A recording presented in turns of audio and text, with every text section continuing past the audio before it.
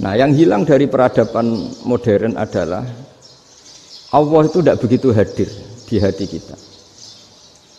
Saya sering cerita di mana-mana, teks hadis itu sebenarnya berbunyi gini, ini hadis sahih.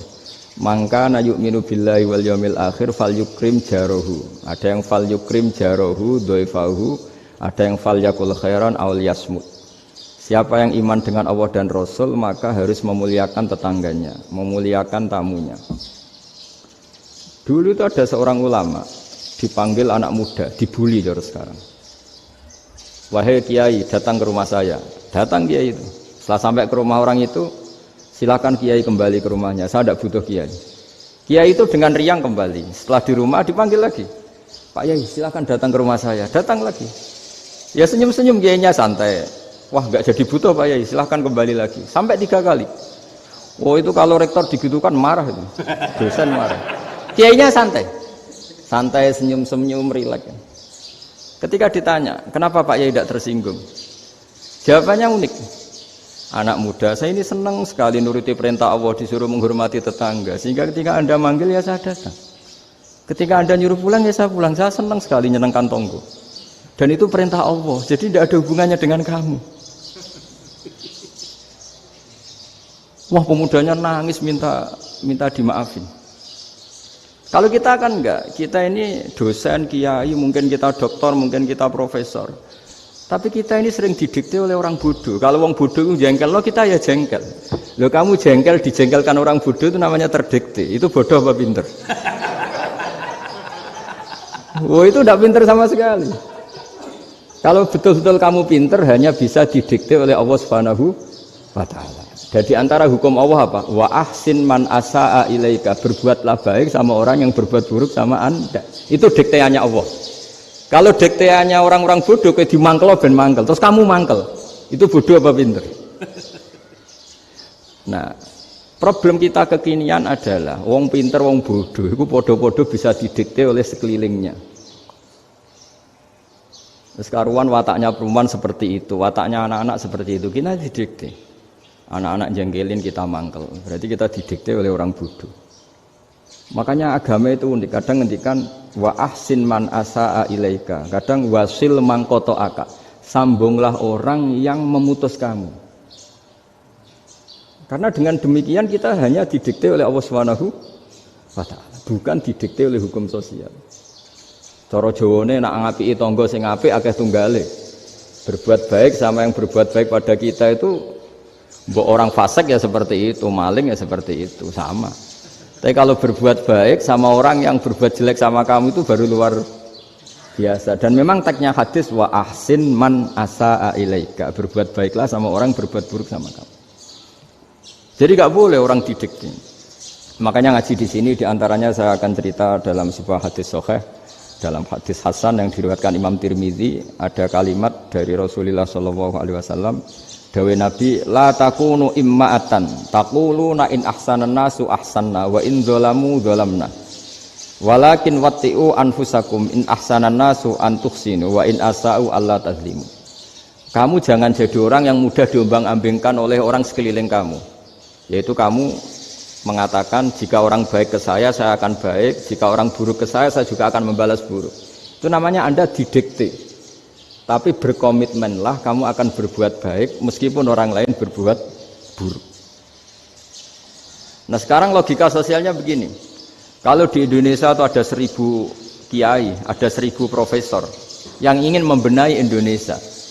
Rata-rata orang awam itu semau gue. Terus mereka mendikte kita. Perilakunya agak simpatik, perilakunya jengkelin. Terus 1000 profesor ini ikut jengkel. Itu kira-kira jadi solusi apa goblok bareng? Sama 1000 kiai ini ikut jengkel, ini jadi solusi apa goblok bareng? Goblok bareng. Nah problem sekarang kita ini biasa didikte orang bodoh. Nah makanya ciri khas orang muslim itu kata Nabi mangkana yu'minu billahi wal yaumil akhir. Jadi baik tetangga karena perintahnya Allah dan Rasul. Pentingnya apa? Bedanya karena berbuat baik ini perintahnya Allah, mbok tangga apik lah kita tetap apik karena perintahnya Allah dan Rasul. Begitu juga dengan hubungan dengan istri, dengan anak. Bojomu lagi cerewet lah ya tetap apik. Karena dengan cara itu kita hanya tunduk kepada Allah dan Rasul. Tapi kalau kamu istri saya kalau baik ya saya baik, kalau ndak ya ndak. Berarti Anda didikte oleh perilakunya dia. Itu latihan ya kalau dalam bahasa pondok latihan jadi wali itu yang paling berat itu. Nabi itu kalau sama orang munafik itu sabarnya Masya Allah. Padahal Nabi berso kalau orang itu orang munafik. Karena dengan cara seperti itu bahwa kebaikan Nabi pada seseorang itu atas perintahnya Allah dan Rasul, bukan atas nama servis.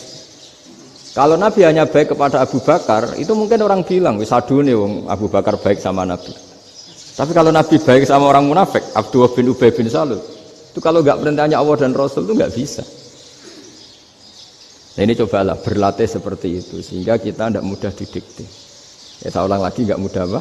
Didikte. Maka di antara kebaikan Allah dan Rasul adalah bahkan orang dolim saja diberi jatah rahmat.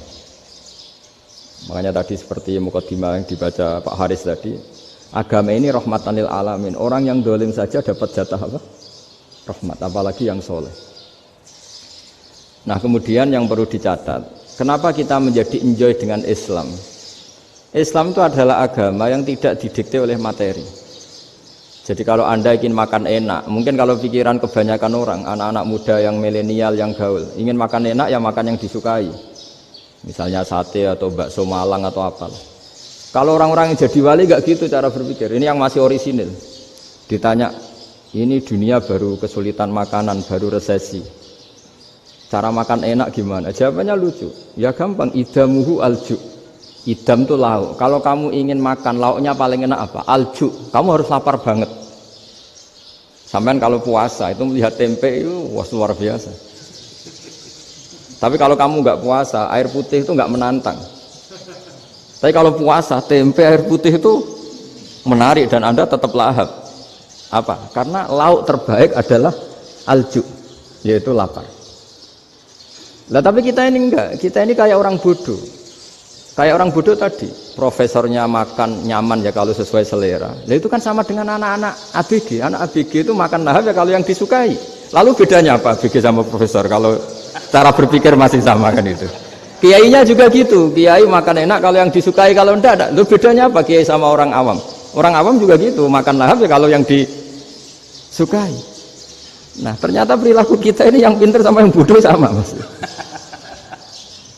Kalau kamu ingin berkasta lebih baik, itu cara makan enak itu apa? Idamuhu al-ju'. Lauk terbaik adalah karena kita sangat lapar. Makanya masyhur dalam cerita-cerita tarikh sirah nabawiyah. Nabi diberi hadiah, beberapa hadiah. Di antaranya ada yang diterima, ada yang enggak. Termasuk yang dikembalikan itu dokter. Ada seorang raja memberi hadiah Nabi dokter Tobit. Itu sama Nabi dikembalikan karena dokter ini sudah lama kumpul Nabi itu gak pernah sakit. Akhirnya dokter ini putus asa, ini gak perlu diobatin. Ketika ditanya kenapa ya Rasulullah engkau gak pernah sakit, karena kita ini kaum, kita ini komunitas masyarakat yang tidak akan makan kecuali lapar, dan kalau sudah makan berhenti sebelum kenyang. Jadi sederhana sekali pengobatan zaman Nabi. Sebagian besar penyakit itu pasti disebabkan kita ceroboh dalam hal makan. Sudah ngerti kalau durian masalah, kalau makan durian enggak kehitung gitu. Apalagi kalau gratisan itu tambah banyak gitu. Pola tidur juga gitu kata Nabi, dan kita tidak tidur kalau tidak sangat ngantuk. Nah, itu namanya orang-orang soleh yang sudah ada didikte materi.